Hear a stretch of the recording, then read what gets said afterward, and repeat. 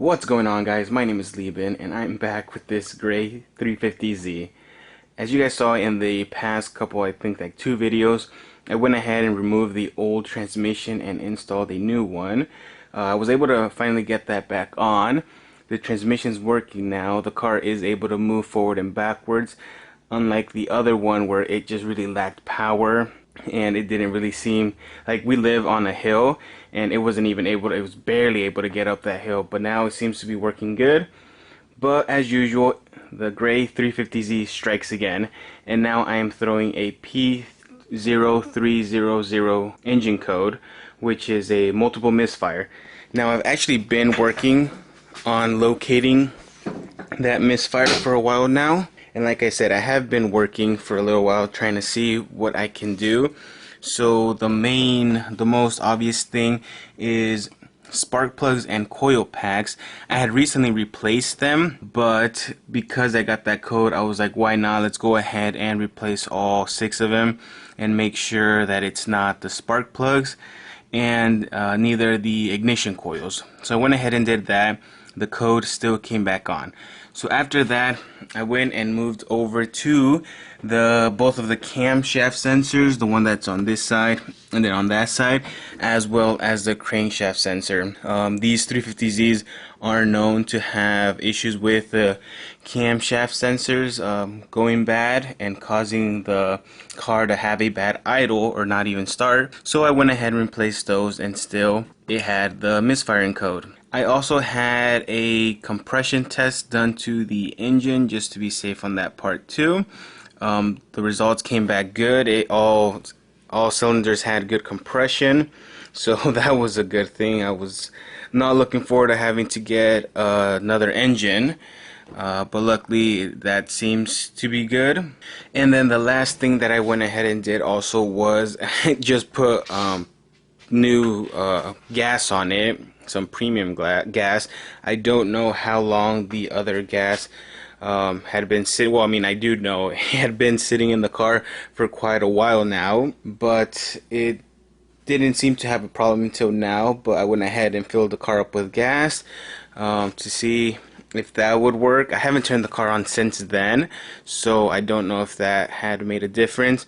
But that does bring me to today's video, which is basically going to be checking the fuel pressure on this car. I was doing some research online and I noticed that some cars have like a Schrader valve in the fuel line system.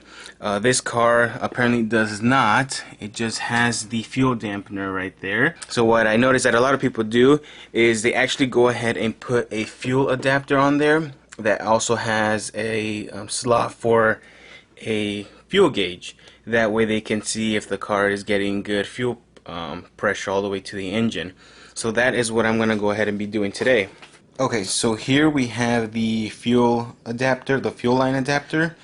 It is the brand VMS. I've never really heard of that brand. I got this off of eBay.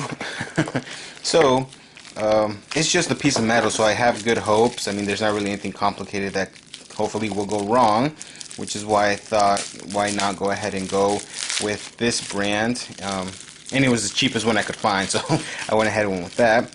But here we have the fuel adapter. Here is, I believe this is the top side where the actual fuel dampener goes on top of, and this is where it sits down. Here we have where the fuel, here we have where the fuel gauge will be connected to. That way we can read how much fuel pressure there is. It also comes with some bolts to bolt it down, and then another valve right here. And then right here we actually have the fuel, the gauge that will let us read the fuel pressure. And it has something else. I believe it's just another valve that it comes with in here too as well. So, and then it has some promotional things here, and most importantly the sticker that adds about 5 horsepower, so you know we're doing something right here. Anyways, I'll go ahead and start by removing the fuel dampener that's on there, and then basically just installing this. It should honestly be like probably like a 10-minute install if that, so let's get to it. Okay, and the first thing I want to go ahead and do is actually open the gas cap to actually go ahead and relieve some of the pressure in the system. That way when I go ahead and take off the fuel dampener, it will hopefully not shoot me all over the face with some gas. So as you can see, just went ahead and opened it. The fuel dampener is basically just being held on by 2 bolts, so I'll go ahead and unbolt those.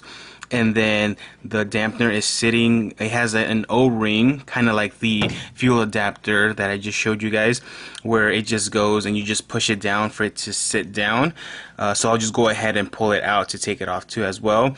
I'll also go ahead and have some rags down here just in case there is some fuel that's gonna leak, it doesn't leak all over the engine bay. And both of these bolts are 10 millimeters. Like I said, that makes it really easy to be able to take off this part.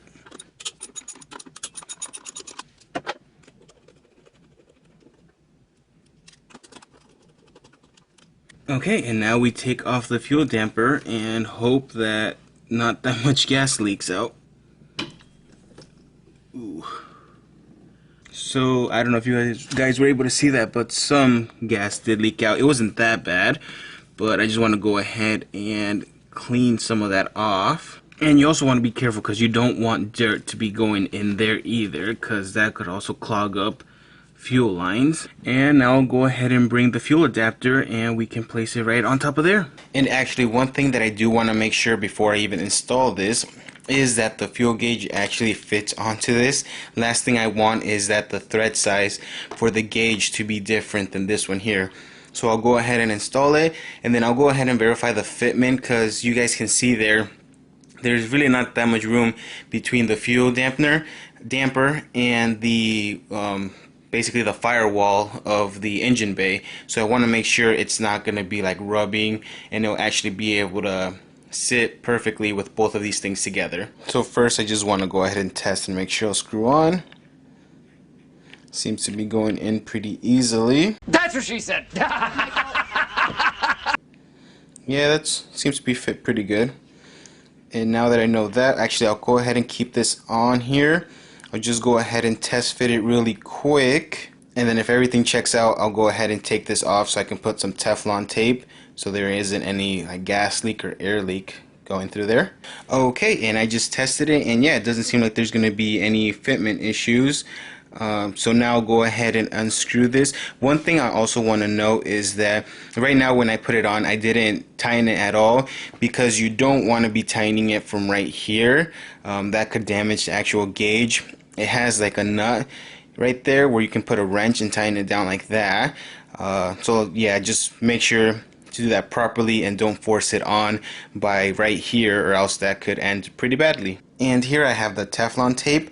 I'm just gonna go ahead and give it a couple turns around the threads right here. Okay, and here I have it with some Teflon tape.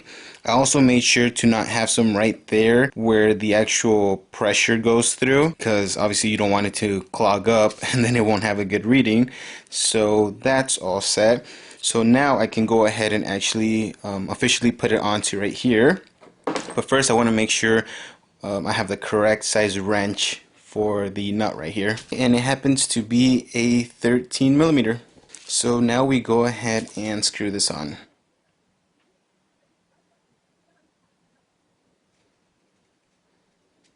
Alright, and now that it's snugged up, I'll go ahead and finish it off with the wrench. You want to make sure it's snugged up, but at the same time you want to make sure that the gauge is reading in the up position as well. You don't have it upside down. Okay, and there we have it. It is on there tight, and as you can see, the direction of the pressure gauge is the same as with the bottom of the fuel adapter. Now I can officially go and install the adapter with the gauge onto the car, and it also brings some longer bolts, because now the distance of the fuel adapter, obviously the ones that are on there, aren't gonna be long enough to fit, so now I'll go ahead and use these ones. And before installing it, I just want to go ahead and make sure that these bolts actually fit on here. Yep, they went all the way through, so that should be fine. Okay, now I can go ahead and plop this down.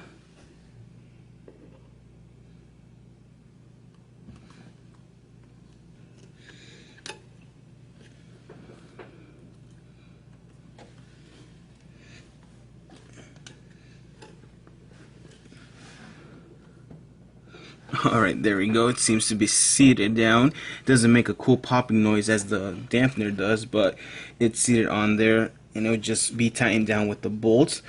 But now that the adapter's on there, now we can go ahead and reinstall the fuel damper.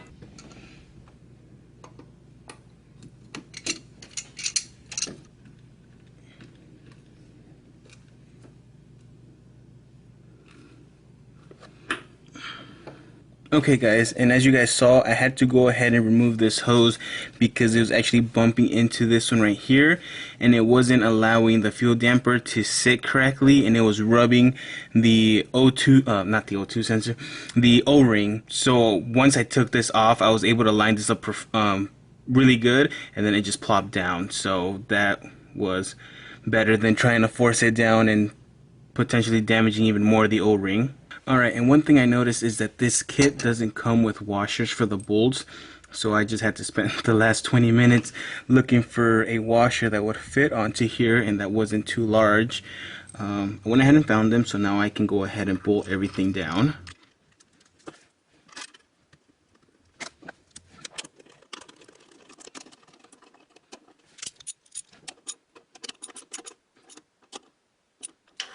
Okay, now that I have the fuel dampener on here, I can go ahead and install this hose back on. Okay, and I've gone ahead and installed this hose back on too as well. If you guys saw, there is some clearance issues that seem to be going on.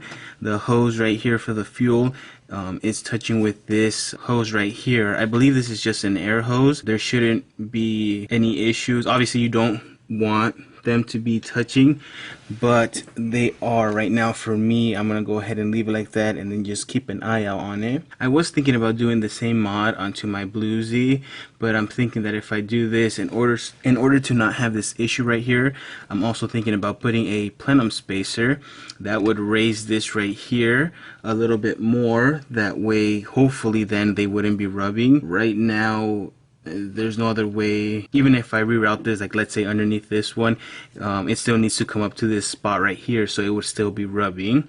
Hopefully it doesn't seem to be touching onto the actual fuel gauge, so that's good. And then hopefully right here, it doesn't seem to be rubbing a lot, like if it's under a lot of stress. So hopefully I'll just keep an eye out on that, and hopefully it works. So now what I'm going to go ahead and do is turn the car on and just inspect that there isn't any fuel leaking anywhere, and then if the gauge is working.